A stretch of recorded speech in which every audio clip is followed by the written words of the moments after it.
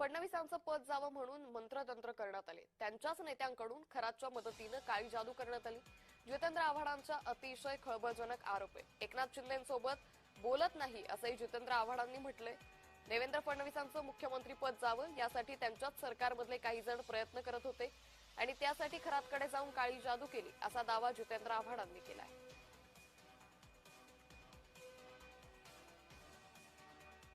देवेंद्र फडणवीस यांच्या खुर्चीबद्दल बोललोय की त्यांच्या खुर्चीला सुरुंग लावण्याचा प्रयत्न त्यांच्याच बाजूत। मी एकनाथ शिंदेबद्दल बोलत नाहीये, म्हणजे बाजूला म्हटल्यावर त्यांच्यावर यायचं, पण त्यांचं नाव ह्याच्यात नाही तरी त्यांच्या मंत्रिमंडळातले काही सहकारी काही आमदार हे तिथे जाऊन पूजेसाठी रांग लावून बसले होते की देवेंद्र फडणवीसांच्या खुर्चीला कसा सुरुंग लागेल, आणि मी पुराव्यासकट, आणि त्यांना सगळं माहिती आहे।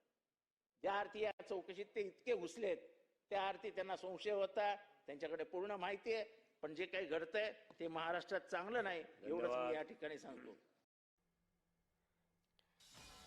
तर जितेंद्र आव्हाडांनी अतिशय खळबळजनक आरोप केलेला आहे। मी एकनाथ शिंदेंबाबत बोलत नाही असंही स्पष्टीकरण यावेळी बोलताना जितेंद्र आव्हाडांनी केलेलं आहे। काळी जादू करणारे ते नेते नेमके कोण असा प्रश्न या निमित्तानं उपस्थित होतोय। जितेंद्र आव्हाडांनी हा मोठा आरोप केलेला आहे।